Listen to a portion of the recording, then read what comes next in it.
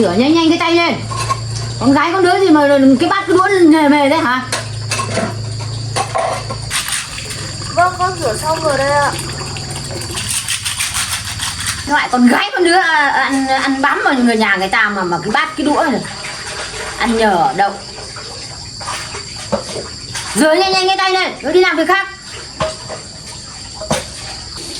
Bố con gái này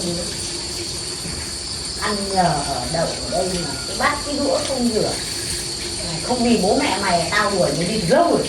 Chứ gì cái loại con gái lười. Làm ăn nó nhanh nhanh này. Con gái con đứa này mề. Không vì thằng bố con mẹ mày tao đuổi mày từ lâu rồi. Con gái con đứa lười. Rửa nó nhanh nhanh này. Có đi làm việc khác.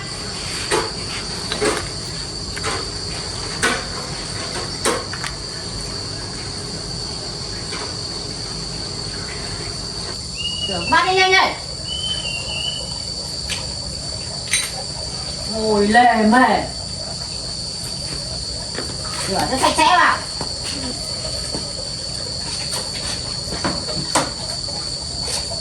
Mày làm cái gì từ sáng đến bây giờ đây hả?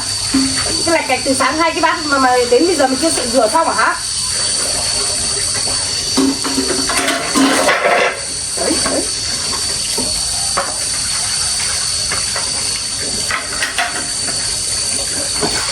Làm nhanh tay xem nào.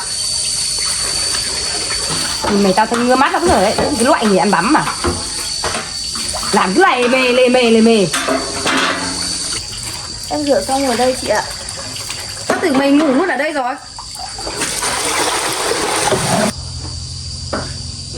Ngứa mắt ở đây cứ này mà đây mày mấy cái bát.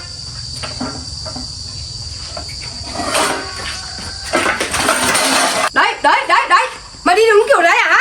Cái gì chúng mày ơi, vỡ hết bát của tao rồi. Rồi cái con này. Nào đây? Nào ơi, chị ơi, em không có ý đâu, xin lỗi bác, xin lỗi chị mà. Mày nhìn mày làm thế này à? Tao cái loại ăn hại nhá. Vỡ hết bát của nhà tao rồi này. Nhắc vào. Loại ăn hại mà. Làm được cái gì đâu mà. Nhanh lên. Này cái bát từ sáng đến bây giờ xong rồi lại đi làm vợ như này. Đây con đứa rửa bát vài bát vỡ hết của nào. Đây con đứa có dọn dẹp nhanh vài cái bát không? Nhanh cái tay lên. Ú thả. Mày còn oan lắm mày khóc. con gái cho vặt sợ. Mày gái con đứa. Ok đây. Một cái bát cho gọn gàng hẳn hơn thế vào. Nhanh còn ra nhổ cỏ vườn.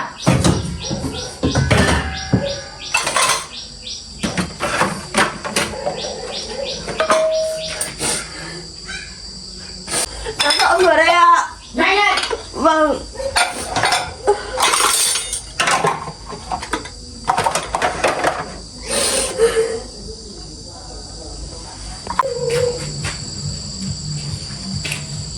Lề mẹ. Sáng đến giờ có 2 cái bát xong lại làm vỡ.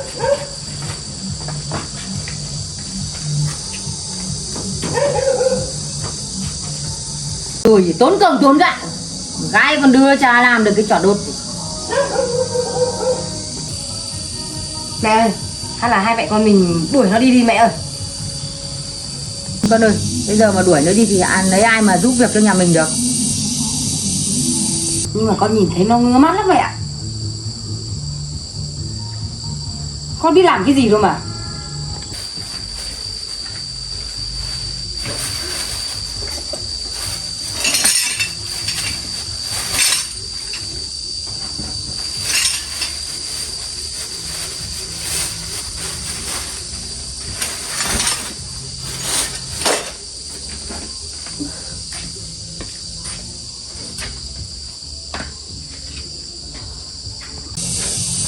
Đấy còn đưa vô tích sự.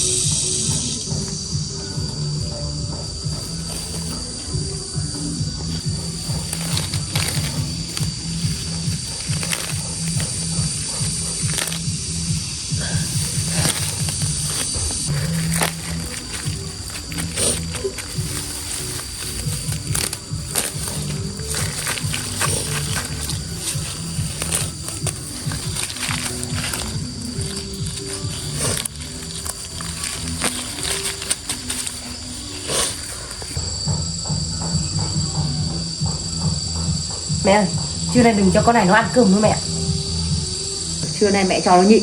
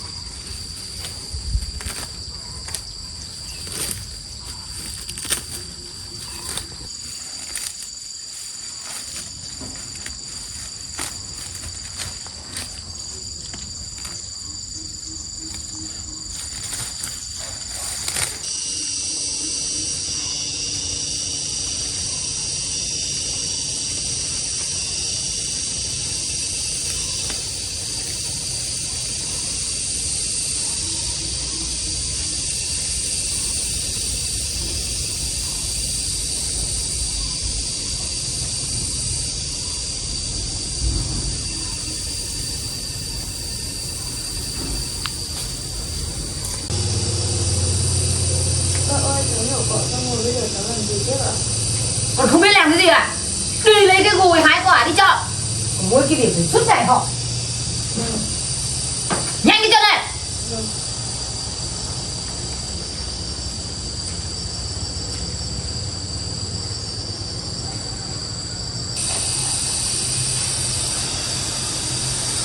Nhìn quả nào to thì hái. Hái hết quả to xong đấy tí đi chợ. Mày mà hái quả bé tao kiểm tra là mà chết với tao. Vâng ạ, cháu nhớ rồi ạ.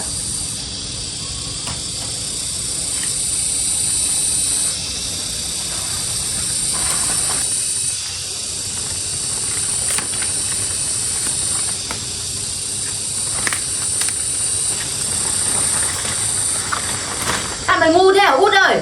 Cái Phật trên kia kìa, lấy mà hái. Mày hái thế bao giờ mới được đầy giỏ? Sao con người nó ngu thế cơ lại.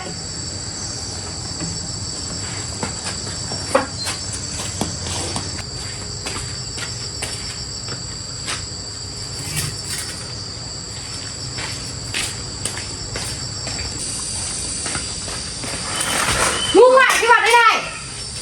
Vâng, em biết rồi ạ. Không biết làm cái gì cả.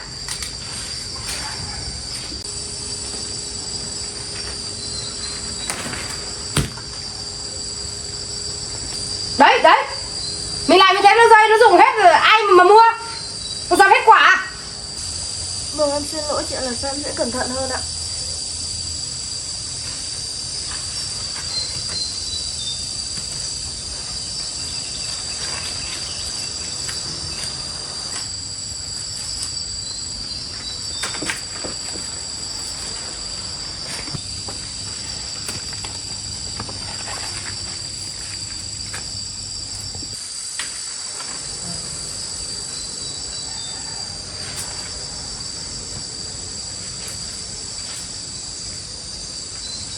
Nhanh cái tay đây cũng chưa rồi. Đấy. Mẹ nhìn nó làm nữa kìa. Nhanh cái tay lên. Nhìn cái tay kìa. Không biết làm cái gì đâu mà.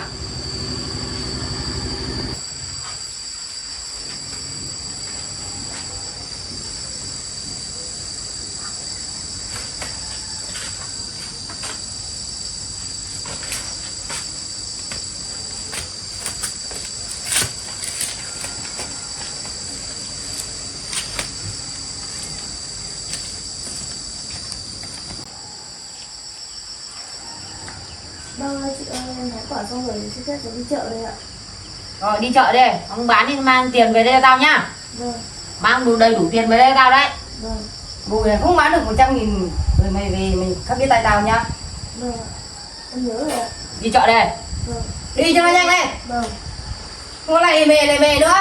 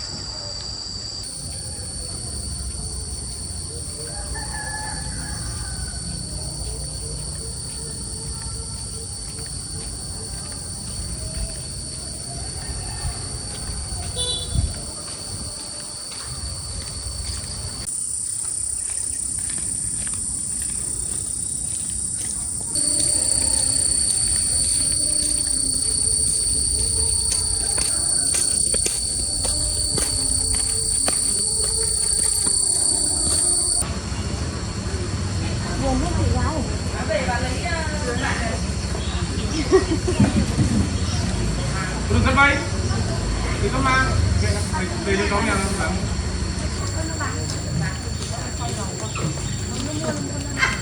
có gì để dành không nè không nè thì đâu có gì Thì có thịt để bán cho cái vợ của nó. Hẹn mai cho nó.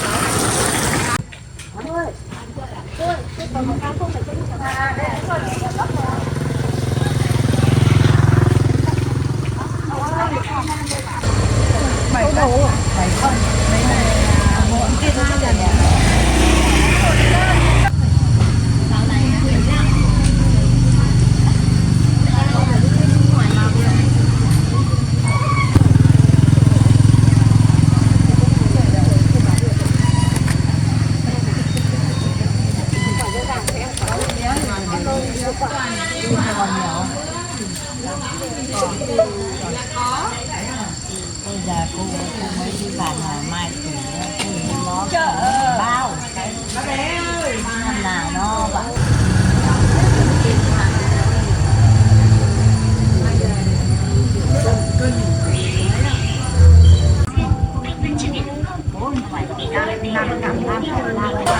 có thể nhà bà nhiều vải thế mà không có xoài à cân hai bà nhiều vải thế mà không có xoài không có xoài đâu 10.000. xào với rau cũng chả ăn hết được bà chua tao xào với rau à ăn hết thì có đâu bà là này tao thấy nó chẳng sao mà có lá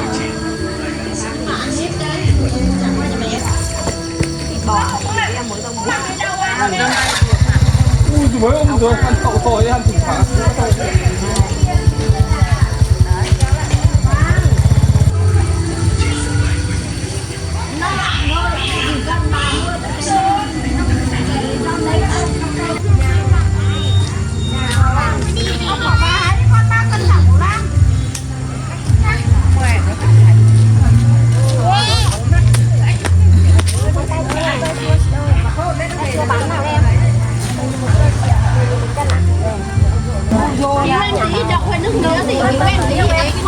Đây là giá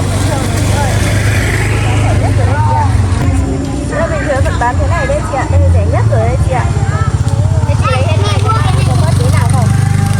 Chị lấy hết chỗ này rồi. Chị lấy hết chỗ này thì em có tí nào không? Có. Rồi bình thường một buổi này của em là 12 cân. Nếu mà chị lấy hết thì em có chỉ 20.000 em lấy 100 thôi chị ạ. Ồ thế thì vẫn đắt nhỉ. Thôi chị giả 80. nó mềm đấy mẹ em chụp Ơi em bán như thế là rẻ lắm rồi chị không bớt được đâu chị ạ. Thôi bây giờ chị cũng 80.000 đi. Được 80.000 thì chị lấy còn không thì thôi chị không lấy nữa.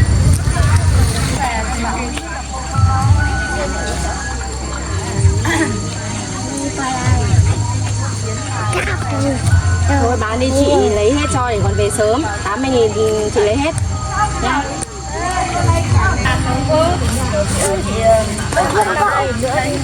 Vất vả. Thôi được rồi, thế cho vào túi cho chị đi.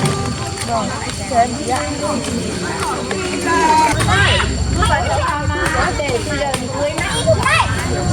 Lành như bà thân ở đấy. Chỗ này là bà đi chợ với chỗ này lành ở đâu, lành ở đâu.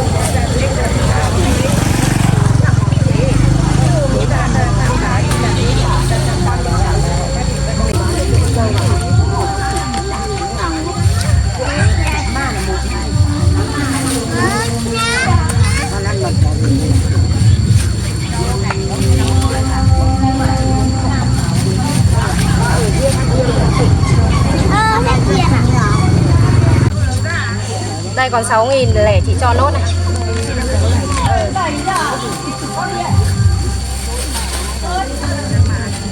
Chị xin.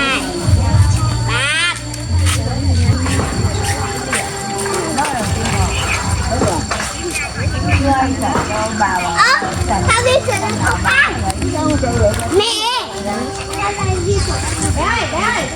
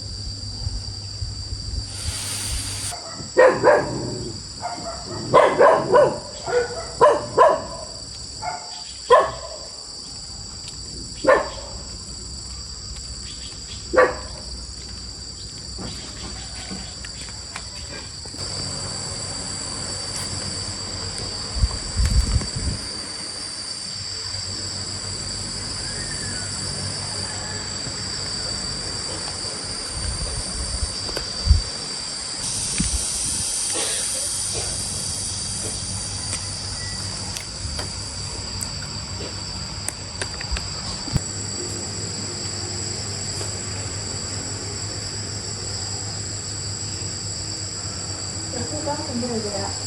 Tiền đâu, hôm nay đi bán nhiều không? Đây ạ.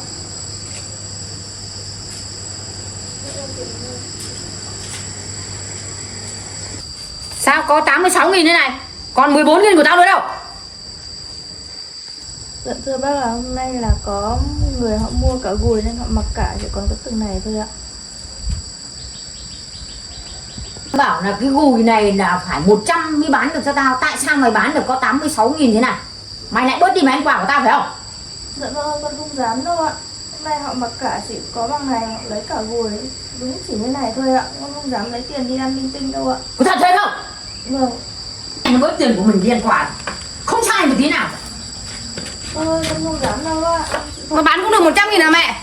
Có được đâu. Trường của tao đâu mà sao mới có cái 86.000 thế này? Mẹ xem nào, để con kiểm tra xem nào. Không có. Xem cho người nó xem nào. Này em không có gì đâu. Con này nó chắc nó đi mua cái gì ăn rồi mẹ ạ? Có gì đâu. Sao có 86.000? Đây chị Nó mua cái gì ăn rồi? em không dám ăn gì đâu chị ạ. Còn này đâu? Chị ơi không có đâu, hôm nay họ giả có bằng đấy thôi chị ạ. Mày để đâu? Không có, em thật sự không lấy chị ạ. Mày lấy ra đây, nhanh lên. Đấy thôi, không có đâu chị ơi. Em không dám lấy. Mày cất ở đâu rồi? Mày ăn gì rồi? Không có đâu chị ạ. Thật sự không có gì đâu, em không dám lấy tiền đâu. Tao bảo mày đi bán phải được 100.000 mang về đây cho mẹ con tao cơ mà. Không có, họ chỉ giả em có bằng đấy, họ lấy hết gùi nên em mới bán. Em không lấy tiền đâu chị ạ. Mày để đâu? Mày để đâu? Mày trong nhà đâu cơ? Tiền đâu? Em Còn đưa không lấy đây. đâu. Lần sau mà không nghe lời tao dặn thì đừng về cái nhà này nữa. Em không lấy Mày để đâu? Đây là nó ạ. Đi vào nhà nấu cơm, tao đói lắm rồi đây này. Vâng ạ.